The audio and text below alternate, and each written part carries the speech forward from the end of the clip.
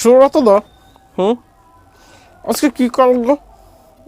এটা তো শীতকাল, দেখতে পাচ্ছিস না? আমি টুপি পরেছি, সোয়েটার পরেছি। এটা হলো বর্ষাকাল। কী করে বর্ষাকাল হলো? এটা তো শীতকাল। না না, তুমি দর্শন পড়েছ? পড়েছি। দর্শনের লজিক জানো? অবশ্যই জানি।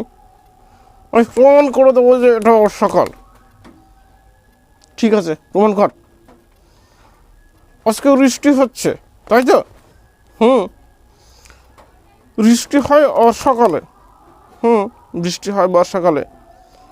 আজকে বৃষ্টি হচ্ছে। আজকে বৃষ্টি হচ্ছে। এই দেখো তো, এই যে বৃষ্টি হয়ে জল হয়ে গেছে।